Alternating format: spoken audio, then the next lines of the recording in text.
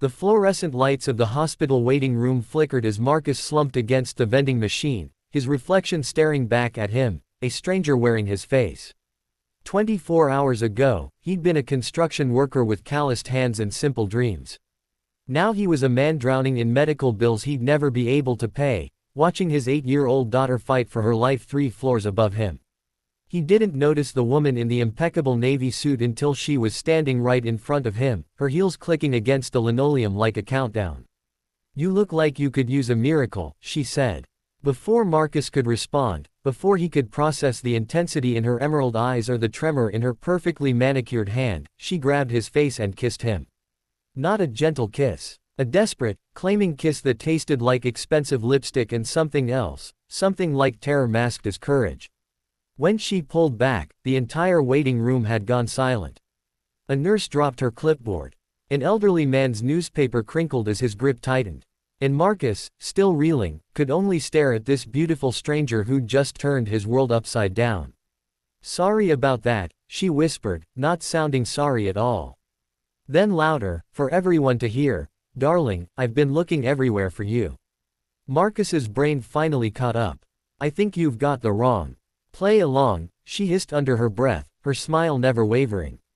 "There's a man in a gray suit near the elevator. He's been following me for 3 blocks. If you help me, I'll help you." Marcus glanced over her shoulder. Sure enough, a hard-looking man in gray stood by the elevator bank, his eyes locked on them with unsettling focus. Every instinct Marcus had developed growing up in Detroit's roughest neighborhoods started screaming warnings. "Boyfriend," Marcus said carefully, wrapping an arm around her waist.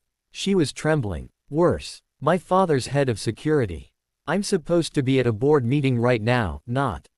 She swallowed hard. "Not running away from an arranged marriage to a man who sees me as a merger opportunity." The pieces started clicking together. The designer suit that probably cost more than Marcus made in 6 months. The confidence that came from never having to ask for anything twice. The desperation in her eyes that he recognized because he'd seen it in his own mirror an hour ago.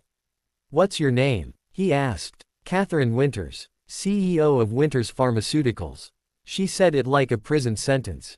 "And you are?" "Marcus Webb, currently unemployed single dad whose daughter needs a heart transplant." Something shifted in Catherine's expression. The mask of corporate perfection cracked, revealing something raw underneath. "The transplant unit. That's why you're here." "Yeah. And that's why I'm about to walk away from whatever mess you're tangled in. I've got enough problems." He started to turn, but her hand shot out, gripping his arm with surprising strength. "Wait, you said you need a transplant. I can make that happen." Marcus laughed bitterly. "Lady, I appreciate the fantasy, but I've been on every waiting list, called every foundation, sold everything I own. Unless you've got $250,000 and a matching donor hiding in your purse. I have the money. And my company has connections to every major transplant center on the East Coast." Her eyes locked with his, and he saw she meant every word. "I can fast-track the testing, cover all expenses, make sure your daughter gets the best care available. But I need you to do something for me first. Let me guess. Pretend to be your boyfriend." "Husband." She pulled a jewelry box from her purse, flipping it open to reveal a diamond ring that could probably fund a small country. "For 6 months. Just long enough to convince my father that I'm settled, that I won't contest his retirement plan, that I can run the company without his interference. After that, quiet divorce, no strings." Marcus stared at the ring, his mind racing. This was insane. This was a fairy tale. This was a trap. But when he closed his eyes, all he could see was his daughter Lily's face, pale against the hospital sheets, asking him if she was going to die. "Why me?" he asked quietly. Catherine's professional mask slipped entirely. "Because you're the first man in 10 years who didn't look at me and see $signs. Because that security guard knows every actor my father's hired to test me, every gold digger in my social circle, every acceptable merger candidate. But he doesn't know you. And because," her voice cracked, "because you look at that elevator like you're measuring whether you could fight your way through him, and I need someone who knows how to fight." The gray-suited man was moving toward them now, his hand reaching inside his jacket. Marcus made a choice. Maybe it was the wrong choice. Maybe it was the only choice. He took the ring from the box and slid it onto Catherine's finger. Kiss me again, he said. Make it convincing. This time when their lips met, it wasn't desperate. It was a promise. A bargain sealed in front of witnesses who'd never believe the truth was stranger than what they were imagining. When they broke apart, the security guard had stopped, his expression shifting from determination to confusion. Catherine threaded her fingers through Marcus's. My car's out back. We need to move. They ran. Through the hospital corridors, past startled doctors and curious patients, out into the autumn afternoon where a black Mercedes waited with an engine already running. Catherine drove like she'd been planning this escape for years, weaving through Boston traffic with the kind of precision that came from excellent training and pure desperation. Where are we going? Marcus asked, still trying to process what he'd just agreed to. Someplace my father would never think to look. Where would a construction worker take his new wife? Marcus thought of his cramped apartment, the neighborhood where Mercedes got stripped for parts within hours. You're not going to like it.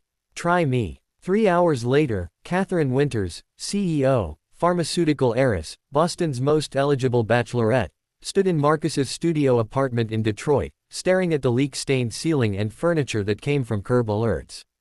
She'd ditched the designer suit for jeans and a t-shirt from the hospital gift shop. Her hair was in a messy ponytail. She'd never looked more beautiful. Tell me about Lily, she said softly. So he did. He told her about his wife Maria, killed by a drunk driver 3 years ago. About raising Lily alone, about the day the pediatrician said, congenital heart defect, and his world stopped spinning. About selling Maria's wedding ring, his truck, everything that wasn't nailed down. About the insurance that covered just enough to bankrupt him slowly instead of all at once. Catherine listened to every word, her eyes bright with unshed tears. When he finished, she pulled out her phone. What are you doing? He asked. Calling in a favor. I have a friend at Boston Children's Hospital. We did our residencies together before I got pulled into the family business. She held up a hand as he started to protest. This isn't charity, Marcus. This is our deal. You gave me my freedom. I'm giving your daughter her life. The next 6 months blurred together like a fever dream. Catherine moved Lily to Boston's best pediatric cardiac unit, where she underwent extensive testing. Marcus found work with a construction company that didn't ask too many questions about his suddenly improved circumstances. They maintained the fiction of their marriage with carefully staged photos, public appearances at charity events where Marcus felt like an imposter in borrowed suits.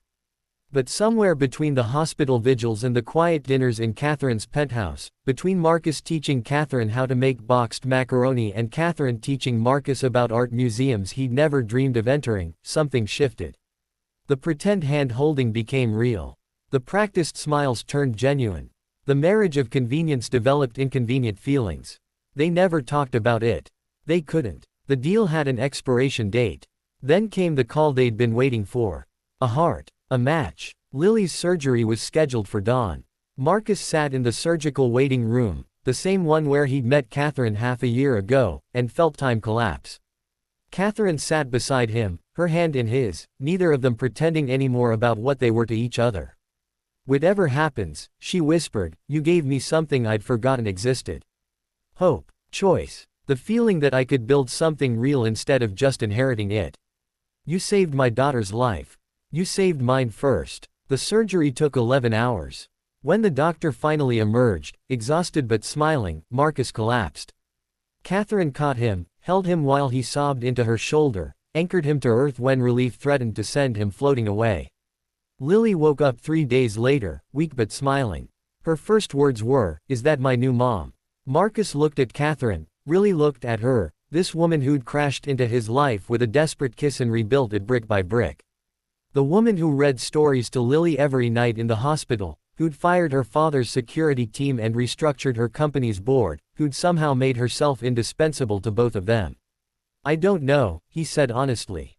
That's up to her. Catherine kissed his forehead, then Lily's. I'm thinking about extending our contract. Maybe make it permanent. That wasn't part of the deal, Marcus reminded her. No, Catherine agreed, her smile outshining every diamond in her abandoned jewelry box. This part's real. She kissed him then, not like a stranger claiming a shield, not like an actress playing a part, but like a woman who'd found something worth more than any pharmaceutical empire. Like someone who'd learned that the best deals are the ones you never see coming, sealed not with signatures but with courage, sacrifice, and the kind of love that starts with a leap of faith in a hospital waiting room. Outside, Boston bloomed into spring, full of impossible second chances and futures that neither of them had dared to dream.